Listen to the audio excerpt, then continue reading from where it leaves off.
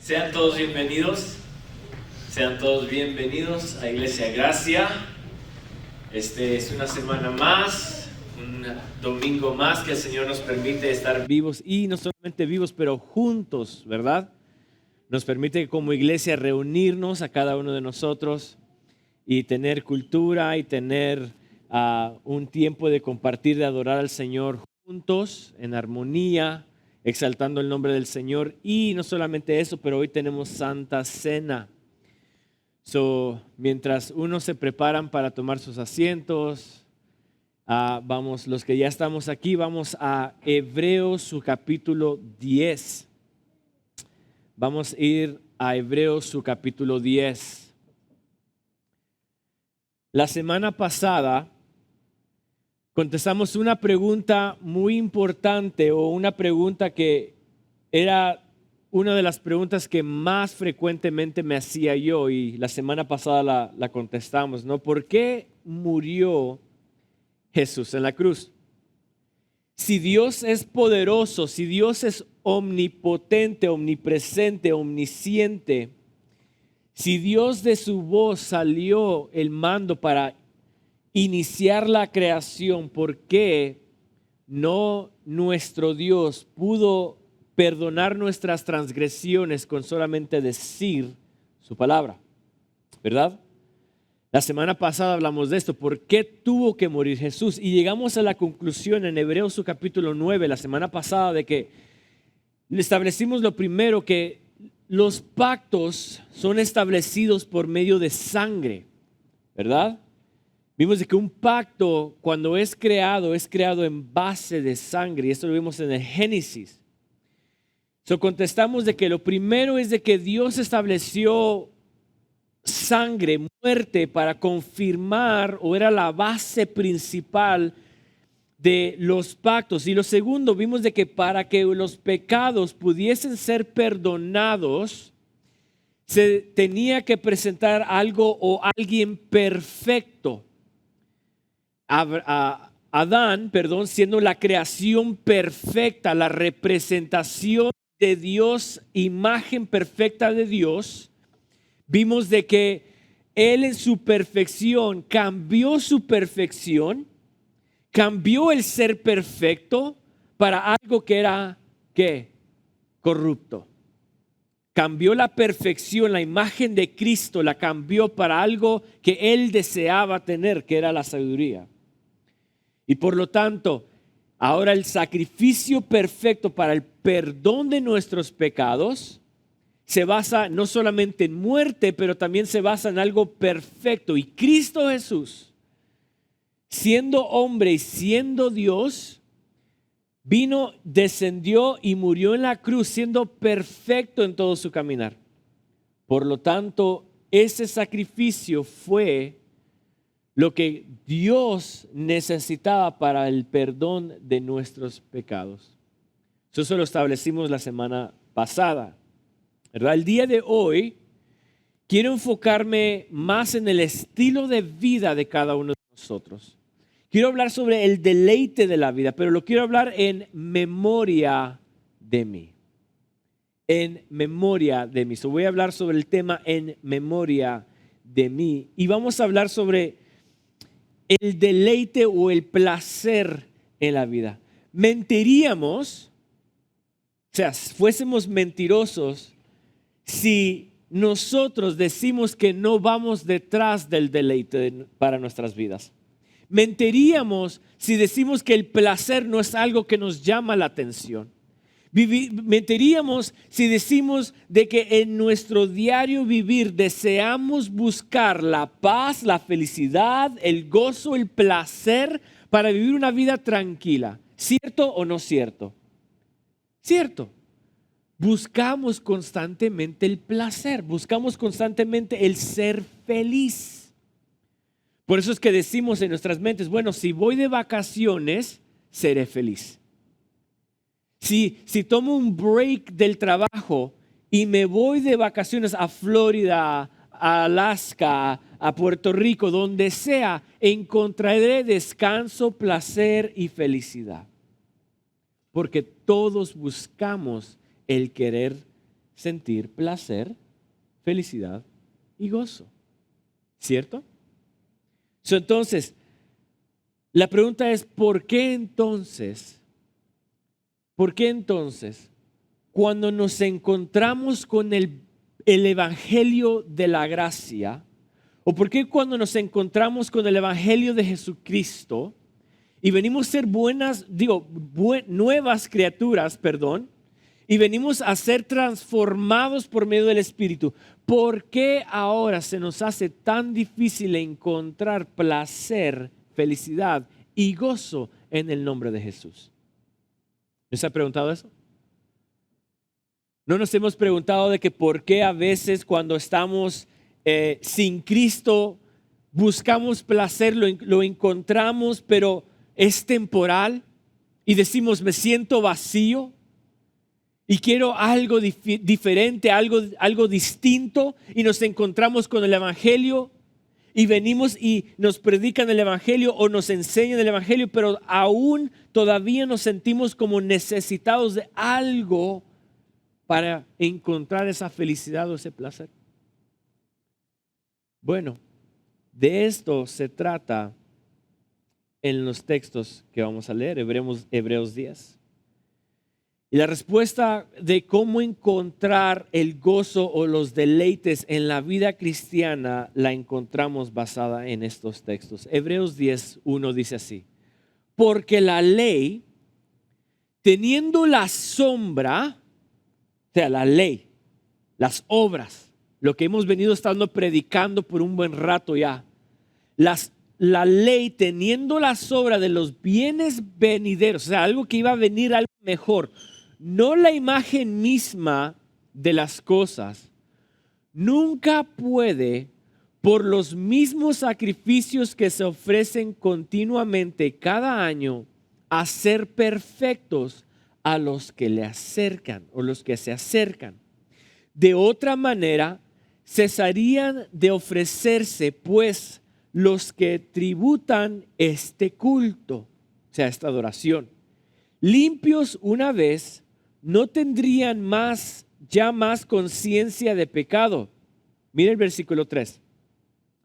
Pero en estos sacrificios cada año se hace en memoria de los pecados, porque la sangre de los toros y de los machos cabríos no pueden quitar los pecados. Quiero establecer lo primero. ¿Cuál es el propósito de la ley? ¿Cuál es el propósito de la ley? Número uno, el propósito es para revelar el carácter de Dios. La razón por qué Dios dio la ley a Moisés era para tres cosas muy importantes. Una, revelaba el carácter de Dios. La ley era una representación de quién Dios era. Gálatas 3:24 dice de esta manera. Dice, de manera que la ley ha sido nuestro ayo para llevarnos a Cristo a fin de que fuésemos justificados por la fe. Romanos 7:12.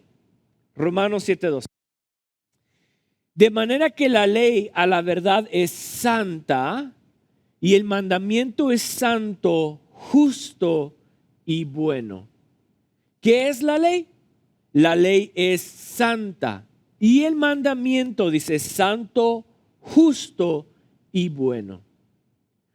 La ley es una representación, es el carácter de Dios mismo, pero en tablas. Cuando Dios le dio a Moisés la ley para presentársela al pueblo de Israel, le dijo, este es el carácter de Dios a quien nosotros adoramos. Porque la ley es santa como Él es santo. La ley es justo como Él es justo.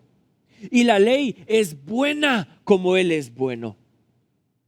Entonces, aclaramos que la ley, número uno, revela el carácter del Dios divino. Número dos, para revelar nuestro pecado e incapacidad. Y por ende, revelar la necesidad de un Salvador. La ley no solamente representa quién es Dios, pero nos representa que somos incapaces inhábiles de poder cumplirla. Por lo tanto, necesitamos un Salvador. Y esto es lo que Gálatas 3:24 nos dice, de manera que la ley ha sido nuestro ayo para llevarnos a Cristo. La ley, al verla que es buena, justa y santa, decimos, no puedo. Por lo tanto, la ley misma nos debe de llevar a Cristo, a fin que fuésemos justificados por la fe. Otra de las cosas por la cual la ley se establece es para revelar los bienes venideros. Y esto es lo que nos dice Hebreos 10:1, porque la ley, teniendo la sombra de los bienes venideros. La ley se estableció por 3 razones: el carácter de Dios, para revelar que somos incapaces y necesitamos un Salvador. Y el número 3, para establecer lo perfecto y lo bueno y lo justo y lo santo y lo hermoso que iba a venir. Era una sombra de las cosas bienes, las bienes que íbamos a recibir. Entonces, establecemos ahora que la ley es algo espiritual. La ley es algo espiritual, de modo que se vive de manera espiritual. ¿Sí me entendió eso? La ley es espiritual. Por lo tanto, debemos de vivir la ley de manera espiritual. No podemos vivir la ley que es espiritual de modo carnal, porque sería muerte. Y eso es exactamente lo que el pueblo de Israel hizo. Entonces, ¿a qué me refiero con la ley siendo espiritual? Anote esto si lo estaba escribiendo. La ley se vive en obediencia a Dios, en dependencia de Dios. Así se vive la ley.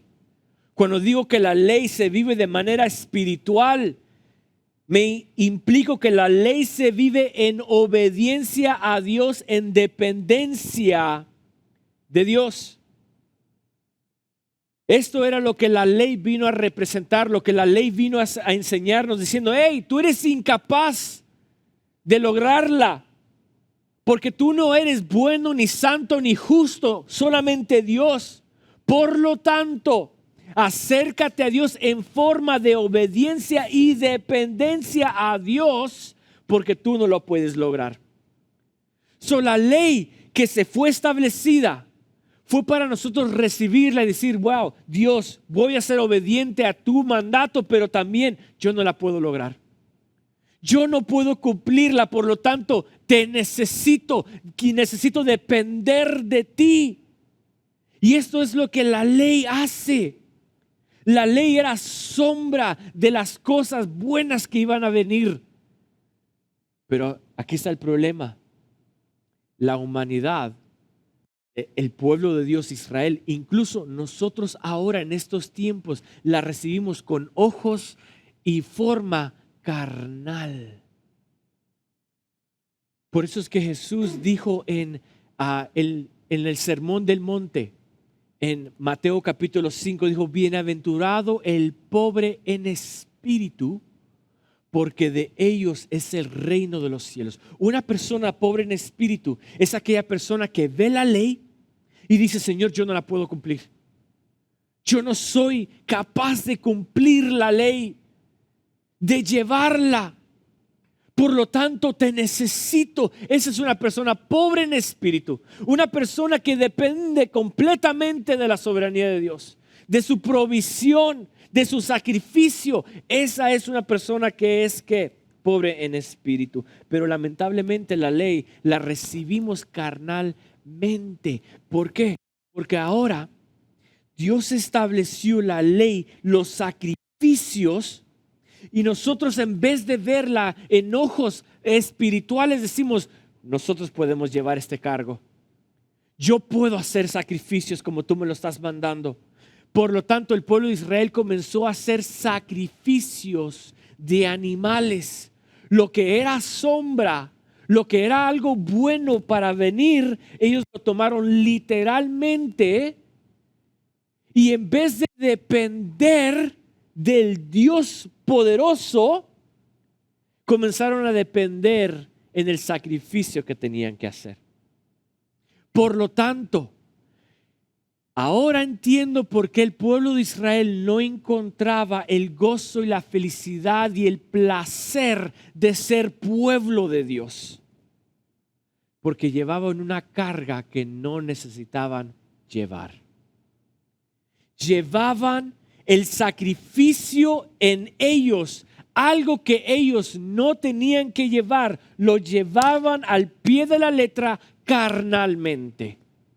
Por eso es que ahora nos venimos a los pies de Cristo y estamos tras las obras humanas, tras las obras de la religión y no encontramos placer. Para ser cristiano, hacer todo esto, mejor me voy para el mundo. Mejor me voy para afuera.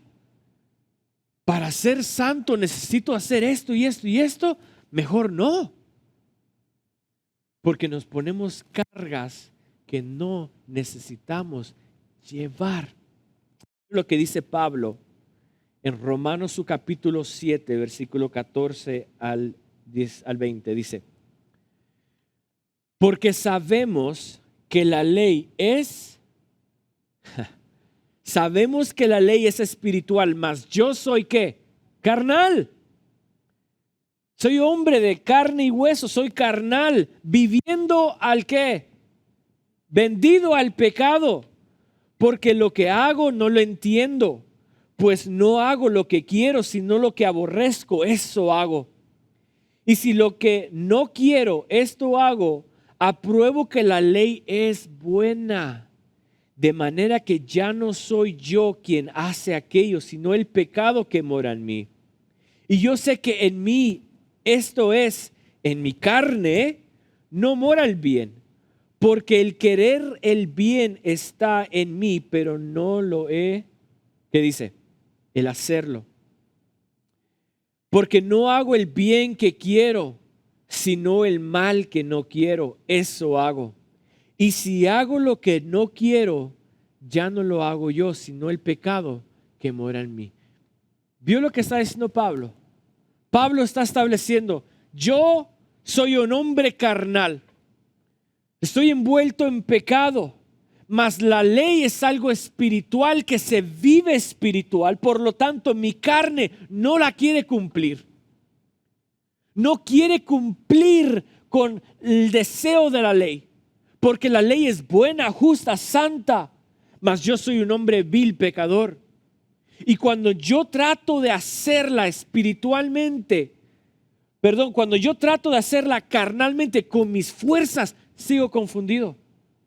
Sigo errado, sigo sin placer. ¿Por qué? ¿Cuántas veces no hemos ido a las iglesias y nos dicen, hey, para subirte aquí, para adorar aquí, tienes que usar esto y esto y esto y esto. Tienes que peinarte de cierta manera, tienes que usar ciertas cosas. Y uno dice, ¿pero por qué? No quedamos confundidos. Oh, de que para ser salvo tienes que bautizarte. ¿Qué? ¿What? Y hay tantas dogmas humanas y tanta ley que establecemos. Y uno cuando llega al evangelio dice, pero yo estoy confundido, ¿por qué tengo que hacer esto? ¿Por qué tengo que vivir de esta manera? Y no la entendemos, porque la ley que es espiritual, si la trato de vivir con mi carne, no puedo. Me domina mi carne, me dominan mis deseos. Lo bueno, lo justo, lo santo que necesito hacer o que quiero hacer, no lo hago. Porque lo estoy viendo en ojos que carnales. Por lo tanto, necesitamos algo mejor.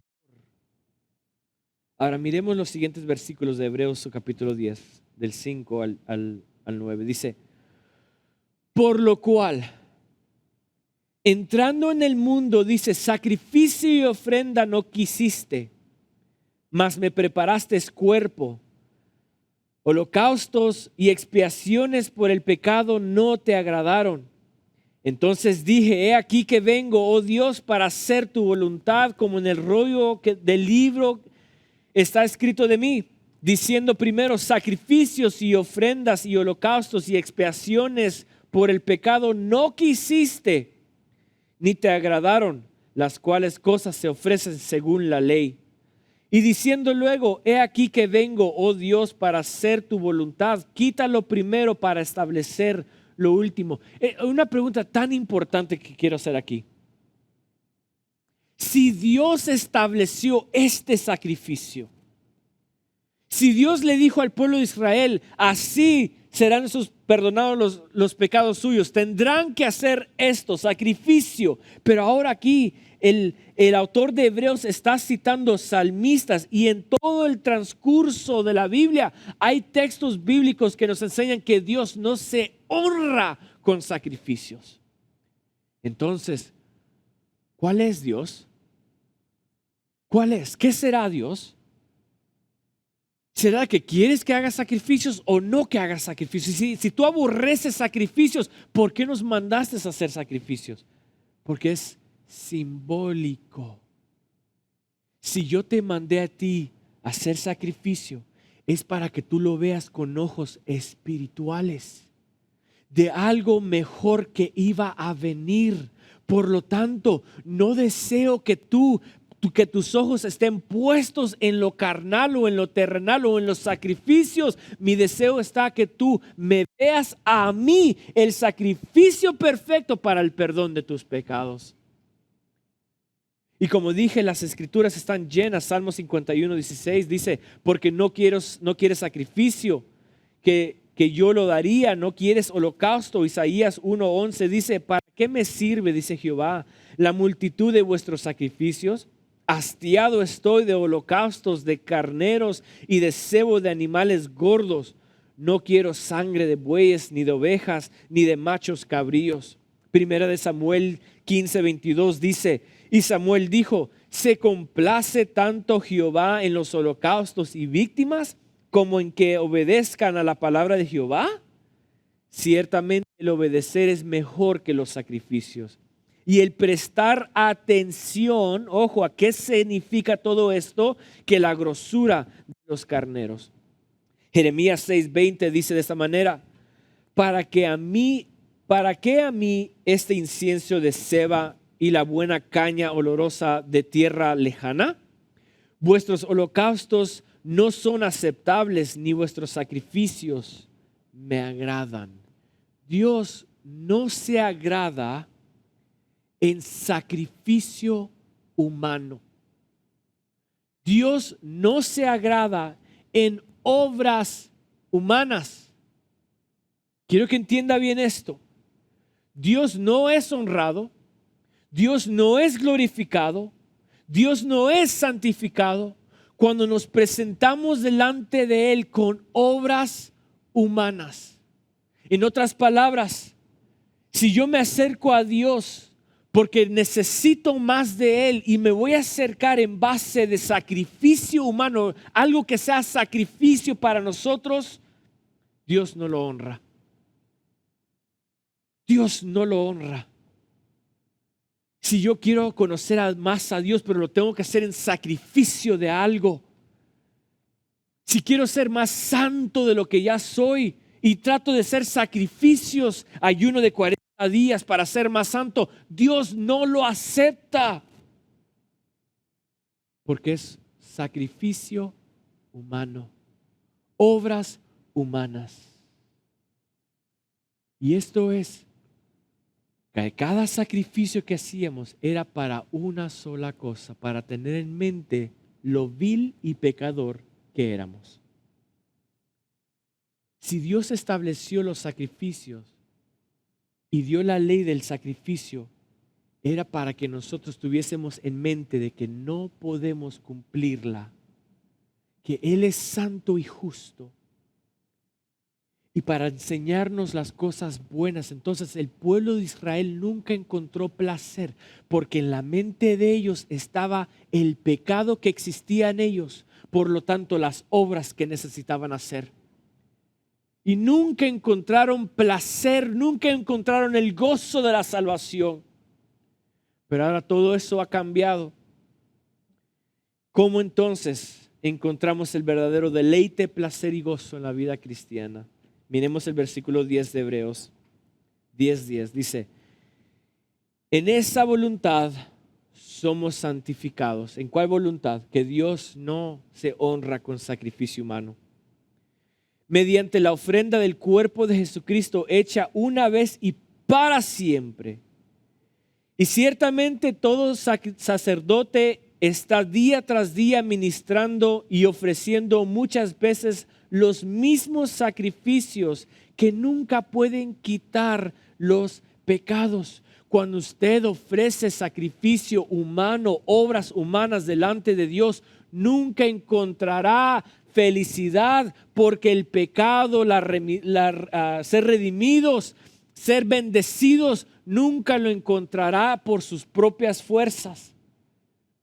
Y si usted en la mente tiene el pecado, la bendición de Dios, su gracia, su cobertura con sus propias fuerzas, nunca encontrará nada.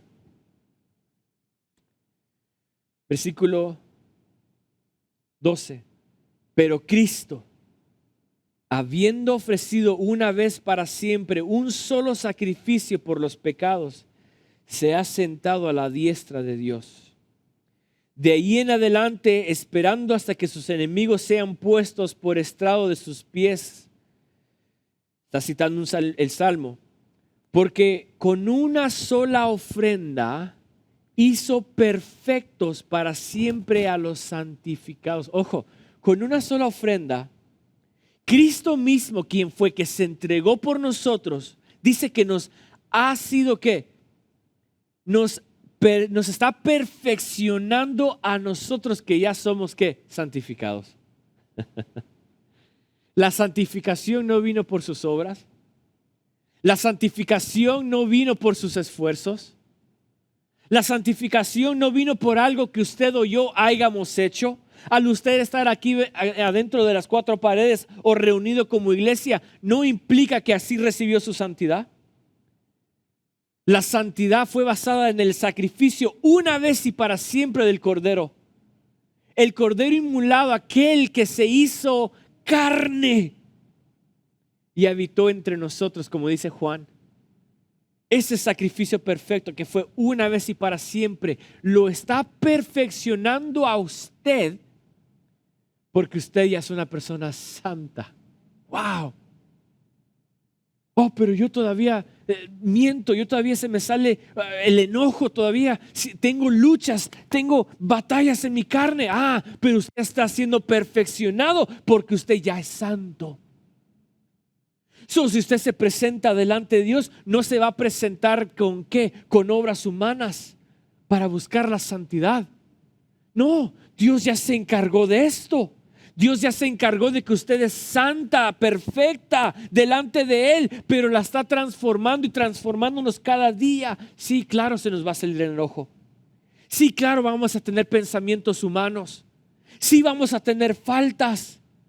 Pero la sangre de Cristo, que fue una vez y para siempre, es la única que nos ha santificado. 15. Y nos atestigua lo mismo el Espíritu Santo, porque después de haberlo dicho, este es el pacto que haré con ellos después de aquellos días, dice el Señor. Pondré mis leyes en sus corazones y en sus mentes las escribiré. Está citando Ezequiel 17. Añade, y nunca más, ojo, me acordaré de sus pecados y transgresiones. Nunca más me acordaré de sus pecados y transgresiones, pues donde hay remisión de estos, ya no hay más ofrendas por el pecado. Versículo 3 decía de que ellos hacían sacrificio porque tenían el pecado en la mente, lo hacían en memoria del pecado. Y eso era lo que a la humanidad nos consume todos los días. Cuando nos sentimos pecadores, nos sentimos viles y tratamos de ofrecer algo por este perdón de pecados, no encontramos placer en la vida. No encontramos el deleite en la vida porque constantemente tenemos, ¿cómo puedo yo cambiar y pedirle perdón a Dios constantemente? Pero ahora el sacrificio de Dios dice que Dios nos ha perdonado y nunca más tendrá en mente nuestros pecados y transgresiones. Si Dios ya no se acuerda de nuestras rebeliones, ¿por qué nosotros? ¿Por qué nosotros ahora nos encontraremos pensando en las transgresiones que hemos cometido o que vamos a cometer? Si ya Cristo nos las perdonó, ya Cristo nos las borró. Por lo tanto, ahora debemos de vivir ¿qué? En memoria de Él. Y esto es exactamente lo que Cristo estableció. En el capítulo 22 de Lucas, dice la Biblia de que estaba Jesús con sus discípulos. Y dice que partió el pan y tomó el vino. Y esto es exactamente lo que vamos a hacer el día de hoy. Lucas 22, 19 dice, y tomó el pan y dio gracias y lo partió y les dio diciendo, este es mi cuerpo que por vosotros es dado. Y miren lo que dijo Jesús, haced esto en memoria de mí. Haced esto en memoria de mí. ¿Cómo es que encontramos el placer en la vida? ¿Cómo es que encontramos el gozo pleno de la salvación en nuestro diario vivir? Y la respuesta es en memoria de Él. En constantemente recordarnos el sacrificio de Él. Recordar no implica solamente pensar lo que Él hizo. Recordar no es solamente traer a la memoria del día que Él tomó en la mesa del Señor, pero recordar es tener en mente que somos libres, que ya no hay más condenación. Es de recordar que su sacrificio lo cumplió todo, que lo que la ley establecía, lo bueno, lo venidero, los bienes venideros, era exactamente esto. Cristo, Jesús, hecho hombre. Y dijo, este es mi nuevo pacto, establezco un nuevo pacto, que ahora sus pecados son perdonados, que ahora pueden vivir la vida en placer, en gozo, en felicidad. ¿Por qué? Porque quiero que cada vez que vivan su vida de manera, en propósito y con alegría, siempre piensen en mí. Haced esto entonces en memoria de mí. Vive la vida en memoria de mí. Deleítate en el mundo en memoria de mí. Que cada vez que acciones, cada vez que hagas algo, cada vez que hables, cada vez que quieras vacacionar, que quieras comprarte algo, cada vez que quieras ir a hacer algo, hazlo en memoria de mí. Este es el nuevo pacto. Porque dice la Biblia que ya no hay más condenación para los que están en Cristo Jesús. Por lo tanto, mis acciones deben de ser ya en acciones de placer, de gozo, de felicidad. Aún Pablo dijo, si bebo, si como, hazlo para la gloria de Dios.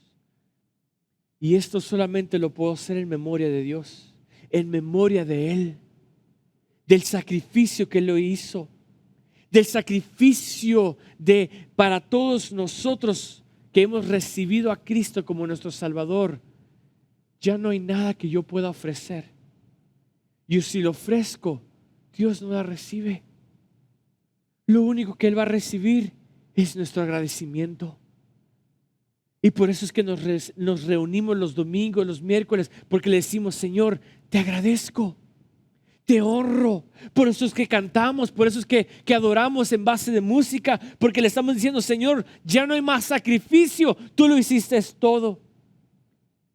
Y ahora, Señor, te honramos y te glorificamos, y no hay nada que yo te pueda ofrecer, porque ya todo lo hiciste tú. Ahora, saliendo de estas cuatro paredes, voy a vivir la vida en placer, y lo voy a hacer en memoria de que alguien murió por mí. Así encontramos el gozo de la salvación.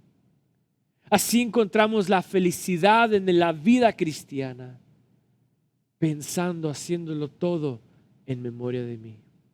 Incline su rostro. Padre, te doy gracias, mi Rey, porque tú eres bueno, Señor. Tú eres santo.